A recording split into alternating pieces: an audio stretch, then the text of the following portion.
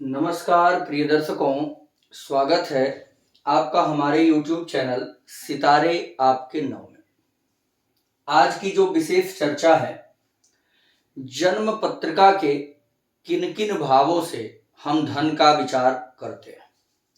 Normal तरीके पर आप जानते हैं कि केवल दूसरे भाव से हम धन का विचार करते हैं, जो नॉर्मल प्रेडिक्शन है, जो आपको आज तक बताया गया और आपने जो आज तक सीखा।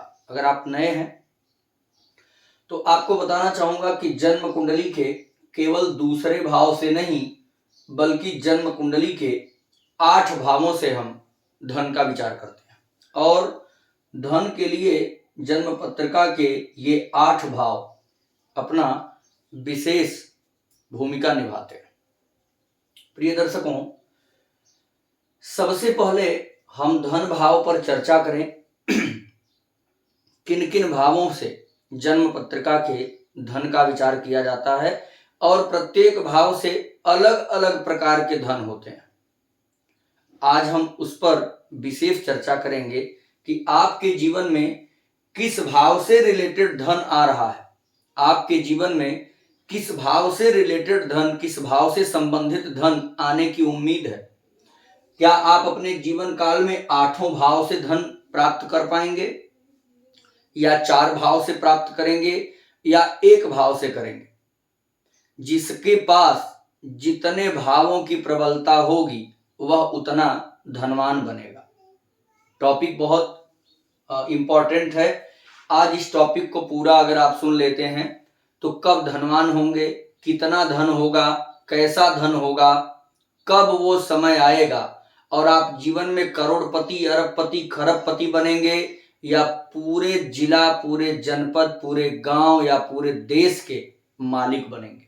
ये सारी चीजें पता चल जाएंगी। ऐसा नहीं है कि आप चुनाव जीतेंगे तभी मालिक बनेंगे। बहुत से ऐसे धनाढ्य लोग हैं जो किसी पद में नहीं है, परंतु कोई अगर बड़ा कार्य होता है तो उनसे राय लिया जाता है। तो इस प्रकार की प्रसिद्धि कैसे मिलती है? धनवान होने से मिलती है।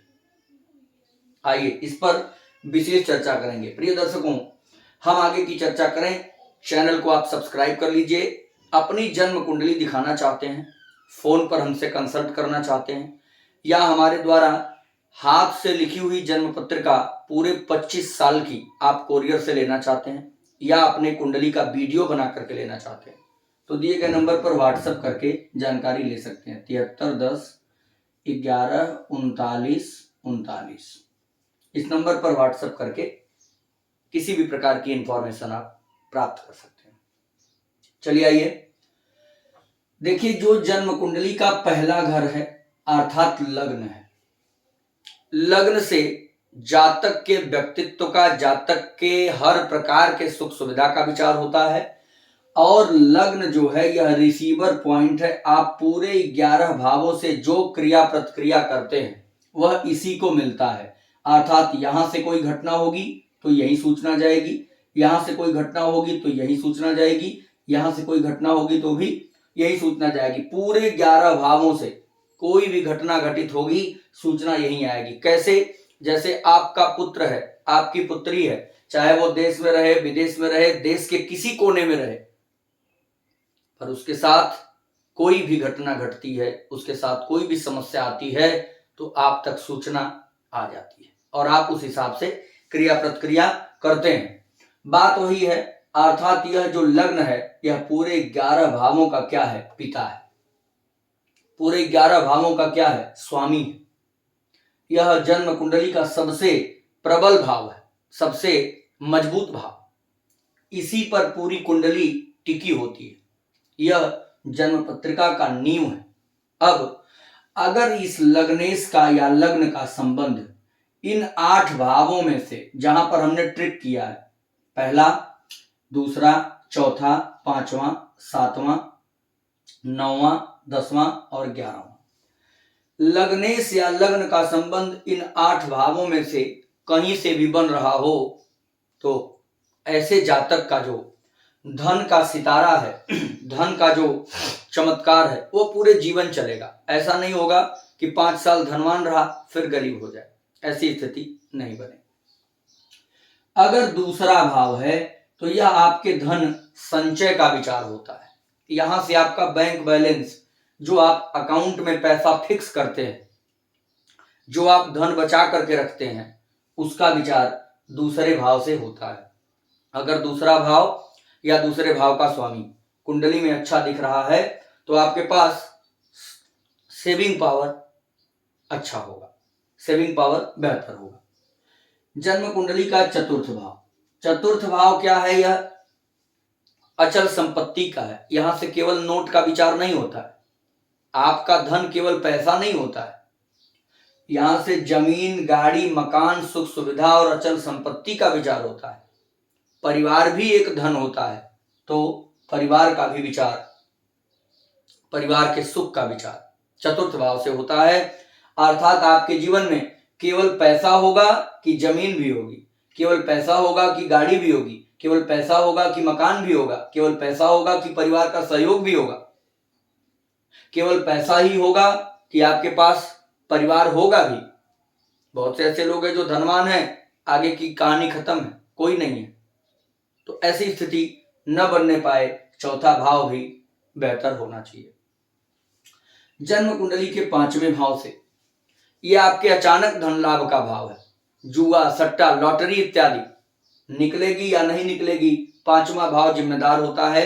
अगर ये अच्छा हुआ तो आपका जो रोजमर्रा का काम चल रहा है वो तो चल ही रहा है, जीवन में अचानक ग्रोथ और अचानक उन्नति मिल जाती है।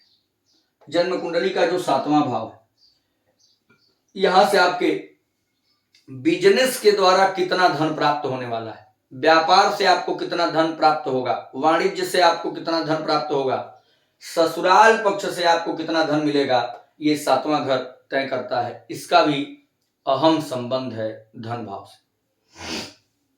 जन्म कुंडली का जो नौवां घर है, यह आपके भाग्य का घर है।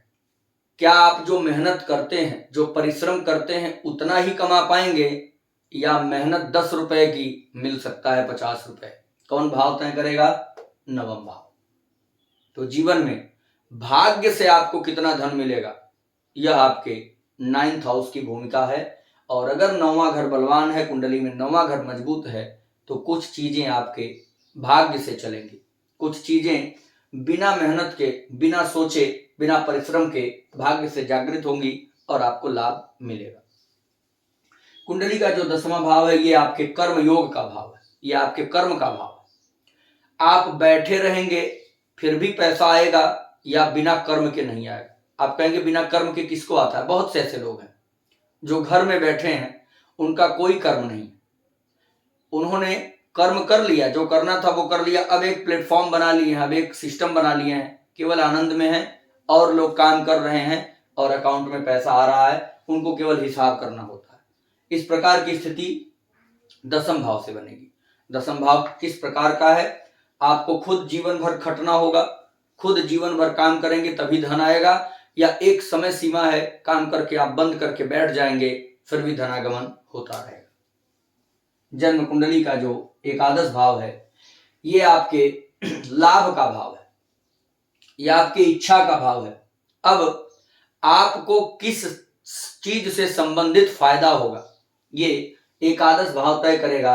अगर एकादश और धन का संबंध बना तो बैंक बैलेंस आपका बढ़ता जाएगा। एकादश और चतुर्थ का संबंध बना तो जमीन, गाड़ी, मकान संबंधित लाभ होगा। एकादश और पंचम का संबंध बना तो अचानक धन लाभ होगा। एकादश और सप्तम का संबंध बना तो ससुराल से लाभ होगा, बिजनेस से लाभ होगा। एकादश और नवम का संबंध बन जाए तो भाग्य के भरोसे लाभ होगा। एकादश और कर्म का संबंध बन जाए तो कर्म के भरोसे लाभ होगा। एकादश और लग्न का संबंध बन जाए तो जातक हमेशा लाभ के चक्कर में रहेगा और उसका लाभ भी होता रहेगा। प्रिय दर्शकों, आज हमने ये किन किन भावों से और किस प्रकार के धन का विचार करते हैं, इस पर विशेष चर्चा किया है। आप हमारे साथ आगे बने रहिए। किसी प्रकार के जानकारी के लिए इस नंबर पर व्हाट्सएप करके जानकारी लें और इस वीडियो को अधिक से अधिक शेयर करके कमेंट जरूर करिएगा। नमस्कार।